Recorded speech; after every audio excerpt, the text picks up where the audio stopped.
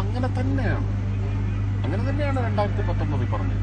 അത് പാലിയേക്കര എന്നേ പറഞ്ഞിട്ടുള്ളൂ, തൃശ്ശൂർക്കാർക്ക് വേണ്ടിയല്ല.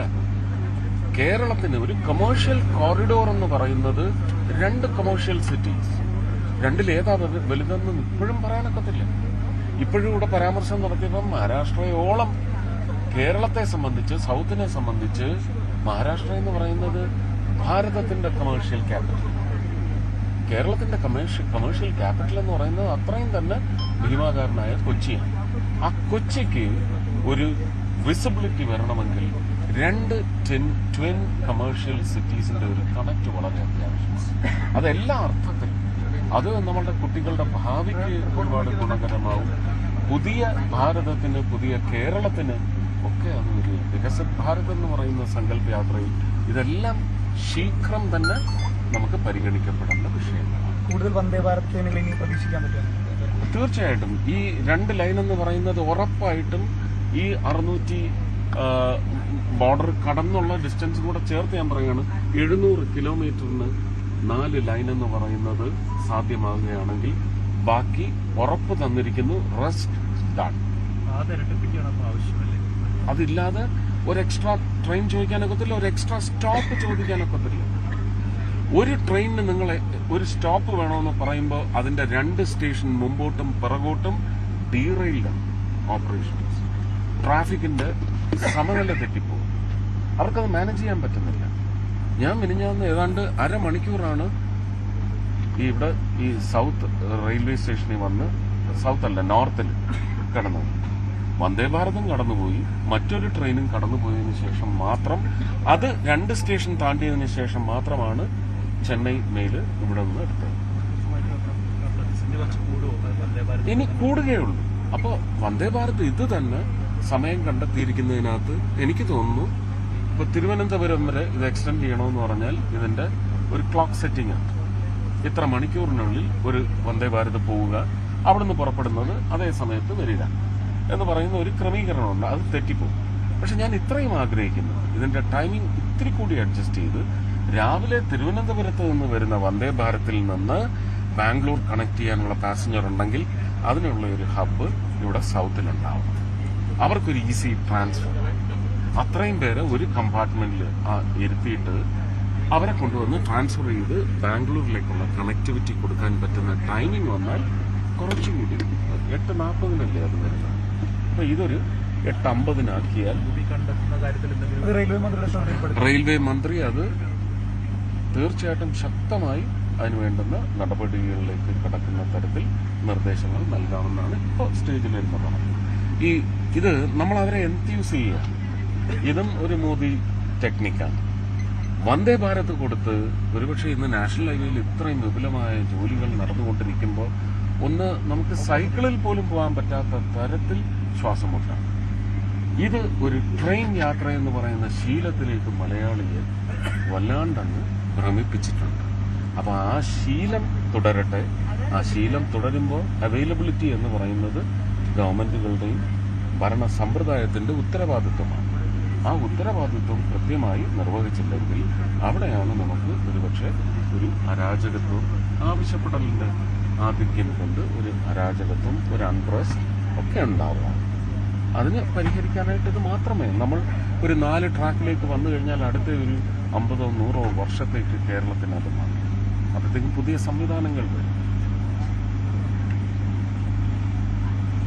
തൃശ്ശൂർ വരെ ഇനി തൃശ്ശൂർ ഇറങ്ങാൻ പറ്റും നിങ്ങൾക്ക്. തൃശ്ശൂർ വരെ തൃശ്ശൂർ ഈ ട്രെയിനിന് ഒരു സ്വീകരണം എന്തോ അവർ അറേഞ്ച് ചെയ്യും.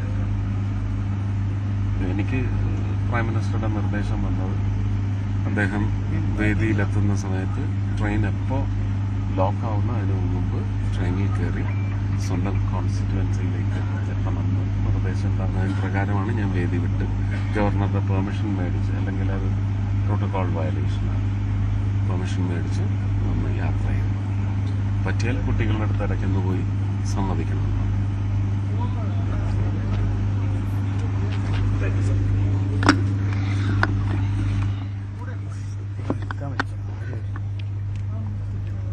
മാധ്യമങ്ങളോട് പ്രതികരിക്കുകയായിരുന്നു കേന്ദ്രമന്ത്രി സുരേഷ് ഗോപി.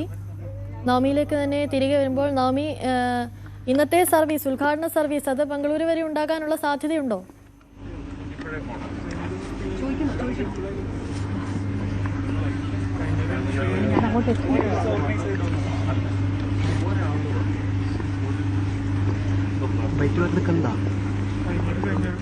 മാധ്യമങ്ങളോട് പ്രതികരിക്കുകയായിരുന്നു കേന്ദ്രമന്ത്രി സുരേഷ് ഗോപി. നമുക്ക് നവമിയിലേക്ക് തന്നെ തിരികെ വരാം. നവമി, ഇന്നത്തെ ഉദ്ഘാടന സർവീസ് അത് ബംഗളൂരു വരെ ഉണ്ടാകാനുള്ള സാധ്യതയുണ്ടോ? ഇപ്പോൾ സംസാരിച്ചത്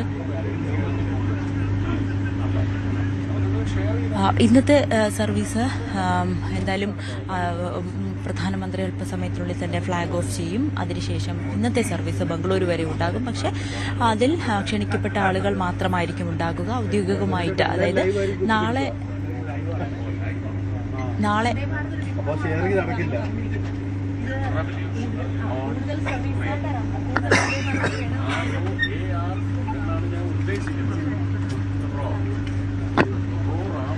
എന്തായാലും ഇന്നത്തെ സർവീസ് നാളെ മുതലായിരിക്കും യാത്രക്കാർക്ക് വേണ്ടി ഇത് ടിക്കറ്റ് ബുക്ക് ചെയ്ത നിലയിലേക്ക് യാത്ര തുടങ്ങുക. എറണാകുളം ബംഗളൂരു എ സി ചെയർക്കാരന് 1500 രൂപയും AC ചെയർക്കാരന് എക്സിക്യൂട്ടീവ് ചെയർക്കാരന് 2400 രൂപയുമായിരിക്കും ചിലവ് വരിക. എറണാകുളത്ത് നിന്നും ബംഗളൂരുവിലേക്ക് എന്നാലും ഓപ്പൺ ആയിട്ടുണ്ടെന്നാണ് നമുക്ക് ഏറ്റവും ഒടുവിൽ അറിയുന്നത്. വലിയ സന്തോഷം തന്നെയാണ്. തീർച്ചയായിട്ടും ഞാൻ ഓൾ കേരള റെയിൽവേസ് അസോസിയേഷന്റെ പ്രസിഡന്റാണ് പോൾ കെ ജയമാൻമറ്റം. ഈ വന്ദേ ഭാരത് കേരളത്തിൽ നിന്ന് 2023 ഏപ്രിൽ 25 തിരുവനന്തപുരത്തു നിന്നും കാസർഗോഡേക്ക് തന്നപ്പോഴുണ്ടായ കേരള ജനതയുടെ അതുപോലെ തന്നെയുള്ള ആകാംക്ഷയും ആഗ്രഹവുമാണ് ഇന്ന് ഈ ട്രെയിൻ പൂർത്തീകരിക്കുന്നത്. വലിയ വ്യവസായവും ഇൻഡസ്ട്രിയലും നമ്മുടെ IT മേഖലയുടെ എല്ലാ ഹബ്ബായ ഏതാണ്ട് 50 ലക്ഷത്തിലധികം ആളുകൾ മലയാളികൾ തന്നെ താമസിക്കുന്ന ബാംഗ്ലൂർ നഗരത്തിലേക്ക് ഇതുപോലെയൊരു ട്രെയിൻ ലഭിച്ചത് ഏറ്റവും അഭിമാനകരമാണ്. പ്രത്യേകിച്ച് ഇന്ത്യയെ സംബന്ധിച്ചോളം, ഇന്ത്യൻ റെയിൽവേയെ സംബന്ധിച്ചോളം വന്ദേ ഭാരത് നമ്മുടെ നാട്ടിലെ നിർമ്മാണമാണ്, ഏറ്റവും പരിഷ്കൃതമാണ്. ലോകരാഷ്ട്രങ്ങൾ ബഹുമാനപ്പെട്ട കേരള ഗവർണർ പറഞ്ഞതുപോലെ ഇന്ന് ഇന്ത്യൻ റെയിൽവേയിലേക്കാണ് ലോകരാഷ്ട്രങ്ങൾ ഉറ്റുനോക്കുന്നത്. ഈ യാത്ര വളരെ സൗകര്യപ്രദമാണ്. 80 മിനിറ്റ് സമയം നിലവിലുള്ള ട്രെയിനേക്കാൾ കുറച്ച് സമയമെടുത്തുകൊണ്ടാണ് ഓടുന്നത്. ചാർജും വളരെ അധികമാണെന്ന് പറയുവാൻ സാധിക്കില്ല. അതുപോലെ തന്നെ ആലപ്പുഴ തുടങ്ങി മധ്യ തിരുവിതാംകൂറിലെ മുഴുവൻ ജനങ്ങൾക്കും സൗകര്യപ്രദമായി ഈ 2:20 വന്ന് ഈ ട്രെയിനിൽ കയറാൻ കഴിയുമെന്നുള്ള സൗകര്യവും ഉണ്ട്. ബാംഗ്ലൂരിലെ യാത്രയ്ക്ക് 5:10 എന്നുള്ളത് ഒരല്പം കൂടി വൈകിച്ചാൽ കൂടുതൽ സൗകര്യമാണെന്ന് യാത്രക്കാർ പറയുന്നുണ്ട്. പക്ഷേ കേരള ജനതയ്ക്ക് എറണാകുളത്ത് വന്ന് കയറാൻ ഷൊർണൂർ എല്ലാ ഭാഗത്തുനിന്നും മലബാറിലുള്ളവർക്കും ഈ ട്രെയിനിൽ കയറാനുള്ള സൗകര്യപ്രദമായ സമയത്താണ് ഇതിന്റെ സമയം രൂപീകരിച്ചിരിക്കുന്നത്.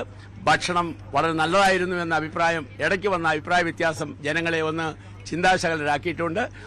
അതും പരിഹരിക്കപ്പെടും. ഇന്ത്യൻ റെയിൽവേയുടെ അത്യപൂർവമായ ഈ വികസനത്തിൽ ഞങ്ങൾ അഭിമാനം കൊള്ളുന്നു. All Kerala railway users association Kerala ജനതയ്ക്ക് വേണ്ടി എല്ലാവിധ അഭിനന്ദനങ്ങളും ആശംസകളും അർപ്പിക്കുന്നു. നന്ദി. ഇനിയും ഇതുപോലത്തെ വന്ദേ ഭാരതുകൾ വേണം.